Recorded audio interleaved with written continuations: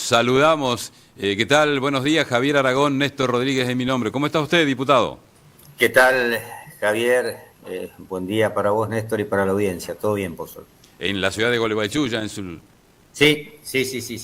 Ya estoy por acá. Bueno, ¿quiere desandar eso primero? ¿Qué pasó, diputado? Buen día, Juanjo. Con Sí. una colega suya que hizo una aclaración. Yo me fui después, justamente, bueno, un ratito antes, de eso que me comentaron ayer. ¿Nos puede aclarar? ¿Lo sucedió con esta colega suya? Ya, Javier, ahí aparentemente no fue así. A ver. Se usó un vehículo del Instituto de Discapacidad, del IPRODI, Instituto Provincial de Discapacidad, para trasladarla, tengo entendido, desde Ol y Vicuí, que es la ciudad de ella, hacia la sesión. Debo aclarar que es una diputada que ha sido operada. Que tiene problemas de salud, por Y supuesto. tiene algunos problemas de movilidad, fue operada hace un par de semanas, posiblemente haya requerido de un vehículo especial. Esto hay que ser prudente y empático con estas cuestiones. Lo que me parece que no corresponde que se haga en un vehículo oficial, porque ese vehículo oficial debería estar trasladando chicos. Justamente en este contexto, no quiero mezclar un tema con otro, pero necesariamente la actualidad lo mezcla. Sí.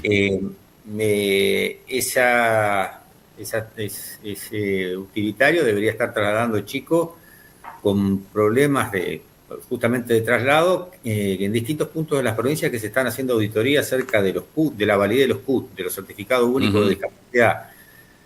Debe haber cientos o decenas de chicos a lo largo y a lo ancho de la provincia, porque para colmo hacen las auditorías en determinados lugares. Por ejemplo, acá en Gualeguaychú le hicieron en Gualeguaychú en un hotel. Mirá. Y tienen que trasladar a los chicos de La Roque, de Urdangarín, de todo el departamento a la ciudad cabecera. Acá en Paraná también, frente a la Plaza de Mayo, un conocido hotel. Ahí vinieron los funcionarios.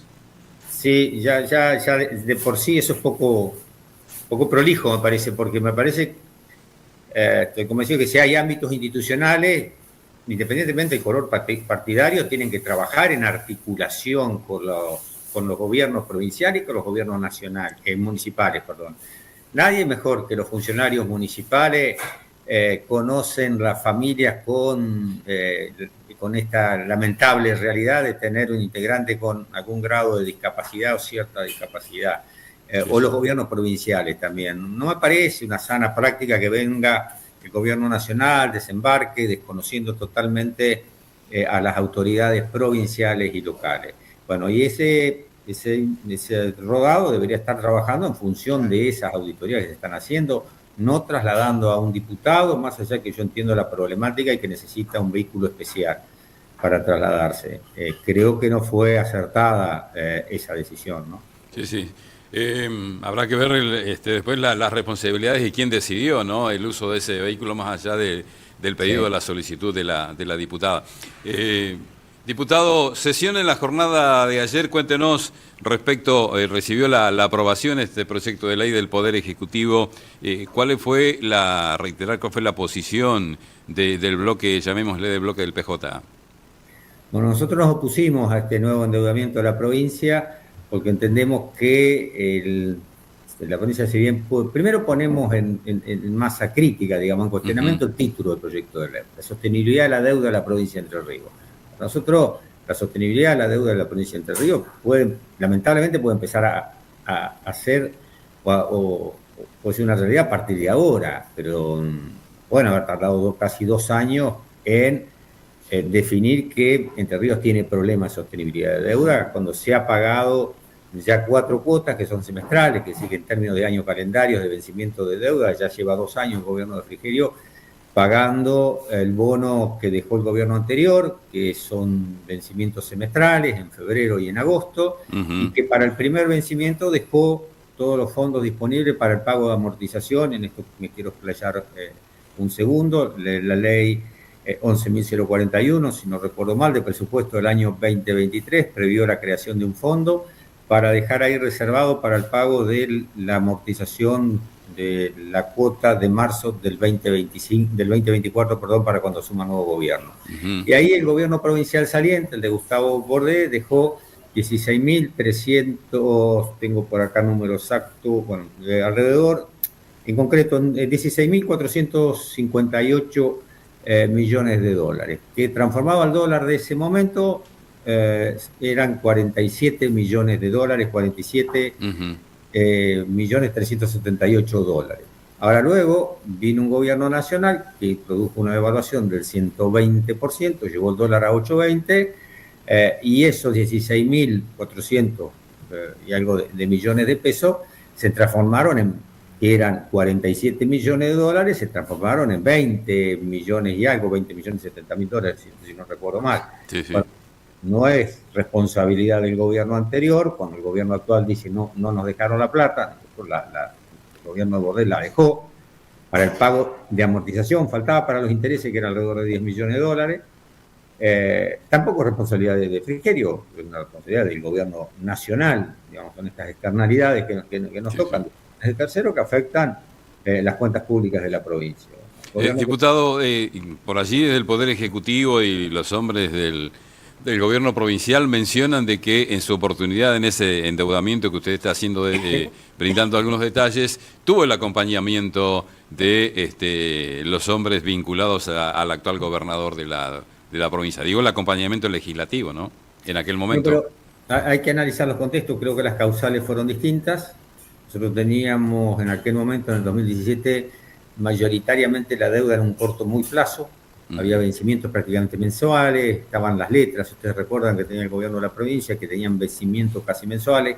El gobierno de Mauricio Macri había sacado una herramienta de financiamiento que era de muy corto plazo, se llamaba el intramés, un término medio técnico, pero el gobierno anterior adelantaba, el gobierno de Cristina Kirchner le adelantaba a las provincias fondos que las provincias debían reponer dentro del mes, eso permitía achicar el cronograma de pago de sueldo. El gobierno de Mauricio Macri suspendió eso. También debo decir que el gobierno de Mauricio Macri, a través de la sanción que se arregló con los fondos buitre, cada uno hará su valoración con su más y con su menos, pero eso permitió que ingresaran financiamiento internacional. Entonces la provincia pudo, a partir de eso, acceder a financiamiento internacional. El gobierno nacional, la provincia.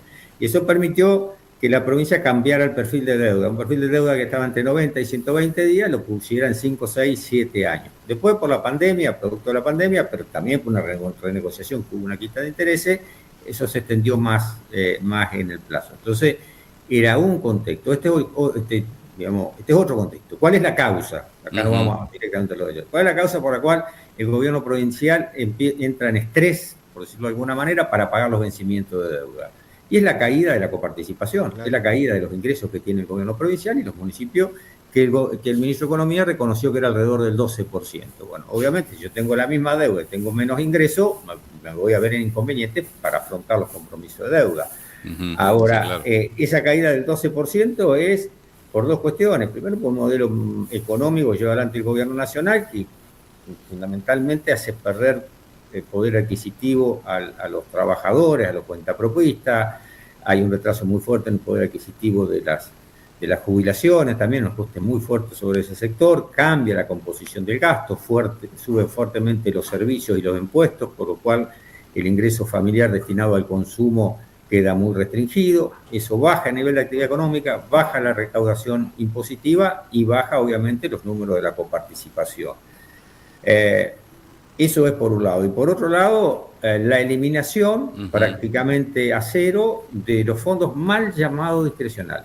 Esos fondos que tiene que enviar la nación a la provincia, extra coparticipación, que no son discrecionales, son los fondos de las regalías de Salto Grande, son los fondos de los excedentes de Salto Grande, son los fondos de la ley del impuesto a los combustibles, que están destinados para obra pública, para construcción de vivienda, para cuestiones sociales, son los convenios que se firmaron para la continuidad de la obra pública. Ustedes tienen ahí paralizado el acceso norte de Paraná hace claro. 2 años, una obra que tiene un atraso de 30 años. El gobierno anterior, municipal y provincial, tuvieron un avance muy fuerte con financiamiento nacional. Es impensable, se puede parar alguna obra, yo no digo que no, digamos, son criterios y cada gobierno tiene legítimamente el derecho a definir prioridades, pero si hay una obra que es innegable, que necesita la provincia y la ciudad capital. De esto sabe obviamente mucho Adam Bar y Rosario Romero que yo. Sí, es sí. el nuevo acceso norte por ahí por la ruta 12 viniendo de Crespo, y esa obra está parada hace 2 años. Eso Sí, sí. es algo lamentable. Bueno, todos esos fondos y muchos fondos que inclusive el gobierno provincial de Frigerio se hizo cargo de algunas de esas cuestiones que el gobierno nacional interrumpió. Bueno, eso lo llevó a tener menos fondos que le mandaran, encima los pocos fondos que tenía tuvo que destinar a subsanar algunas de esas cuestiones. Entonces a nosotros nos parece que no corresponde que endeudemos a los entrerrianos, porque el gobierno nacional se queda con los fondos, con parte de los fondos de la provincia. Me parece que lo que hay que hacer es poner más energía y más énfasis en reclamarle al gobierno nacional que mande los fondos que tiene que mandar, y no ese problema trasladárselo a los entrerrianos. Javier. Obviamente, el gobierno federal está en un problema político, porque ahora tiene una sociedad política con el gobierno nacional, con lo cual la capacidad de poner energía y énfasis en el reclamo a los fondos no la tiene en su totalidad, porque tiene un condicionamiento político muy fuerte. Juanjo, le quería consultar, y está muy bien que sea así, que la legislatura tenga posturas independientes, los bloques.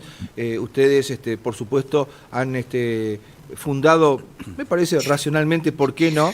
Nadie va a poder negar que es razonable lo que han explicado, pero lo que le quiero consultar ya en la faz política, ¿cómo se puede entender si es por falta de conducción o por esa independencia que tiene que haber en los bloques, en las estructuras de la legislatura, Senado y diputado? ¿Por qué 4 senadores del peronismo, yo voy a hablar así para que lo entienda la gente, votaron a favor de esto? Tal vez un término bien de mi Nogoyá querido, apretado por los intendentes. ¿Por qué 4 legisladores? El de Villaguay, el de La Paz, el de Federal y Feliciano, votaron a favor de esto. No sé si lo habló usted con esos legisladores.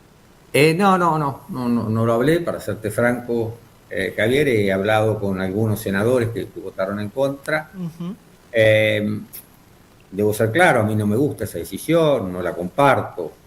Entiendo que no debería haber sido así, por algo uno tiene estos argumentos, pero me parece que no es sano para la política, no es sano para nosotros, y tampoco para la imagen que tiene que dar la política hacia la sociedad. Si yo tengo diferencias con senadores que integran mi propio espacio político, esas diferencias y ese debate y esos debates entre nosotros tienen que ser en el ámbito privado. En el ámbito privado, sentarnos, juntarnos, ponernos de acuerdo, decirnos las diferencias que tenemos, pero sería una mala señal de la responsabilidad que tenemos andar trasladando estas diferencias ocasionales al ámbito público. Lo último que quiere ver la gente es a los dirigentes políticos peleándose, y mucho menos quiere ver a dirigentes políticos, y esto nos pasó dentro de los problemas que tuvimos en el gobierno anterior, en el gobierno nacional, nuestro, dentro de la autocrítica que hemos hecho, mucho menos quiere ver a integrantes de un mismo espacio político peleándose públicamente. La gente esto no lo entiende.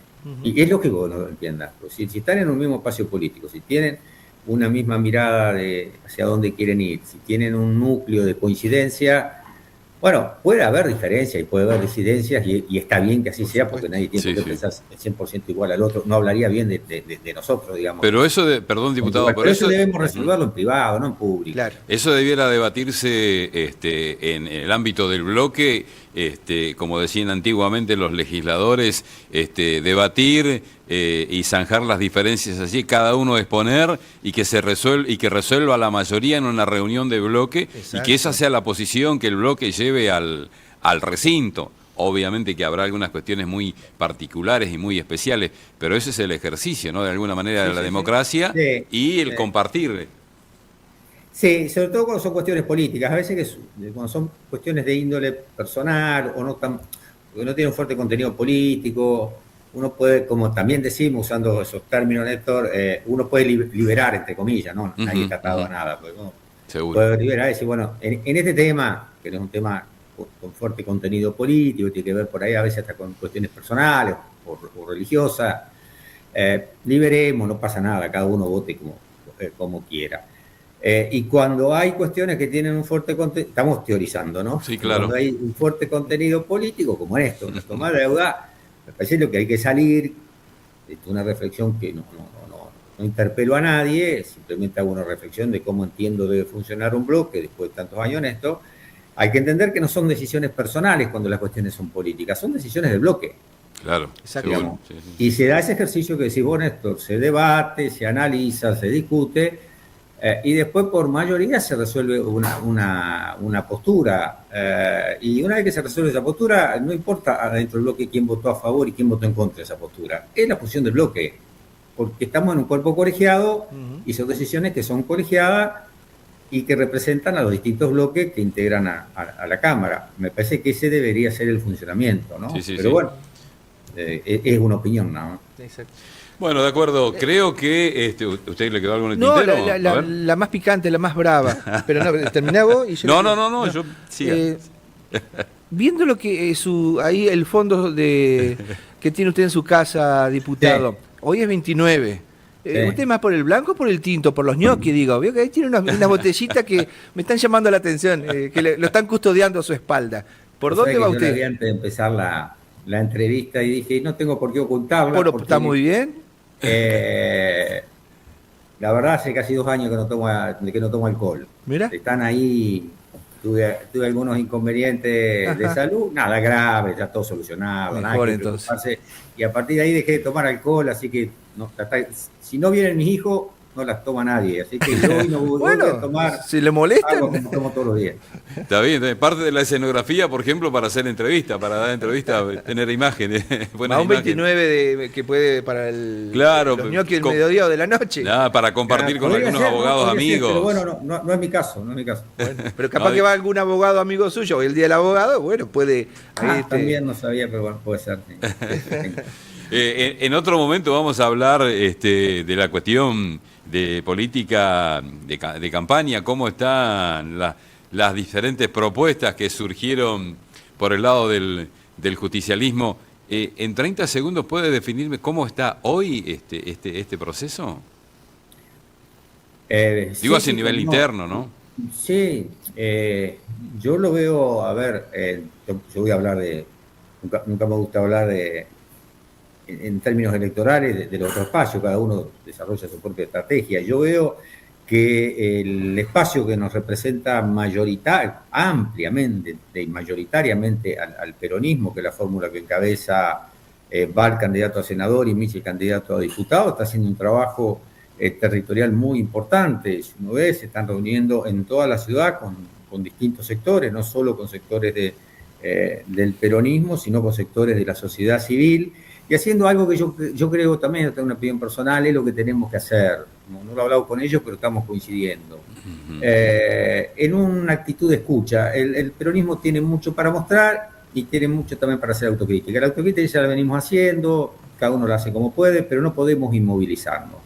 Pero también fuimos gobierno durante 20 años porque algo bueno hemos hecho. Claro. Porque los entrerrianos no son tontos a la hora de votar. A mí me irrita bastante esta lógica de esta reflexión que llegó del 10 de diciembre en adelante, cuando se critican 20 años de un gobierno. ¿Por qué no se critica a los gobernantes? Se está criticando, se está poniendo en tela de juicio la capacidad de los entrerrianos de elegir a sus propios gobernantes.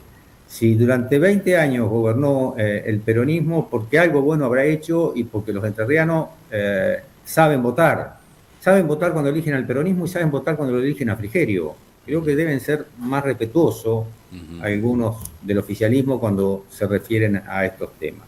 Y en este sentido, el peronismo tiene mucho para mostrar, para volver al tema, y creo que están en una muy buena actitud, que es lo que hay que hacer. El peronismo tiene que reconstruir el vínculo con la sociedad, en este caso con la sociedad entrerriana, para esta elección y para hacer opción en el 2027. Y para reconstruir el vínculo, lo primero que hay que hacer es tener una actitud de escucha y cercanía con todos los sectores. Sí. Con los trabajadores, con los contrapropistas, con los comerciantes, con las pymes, con el sector turístico, con los industriales, con los productores de las distintas economías regionales.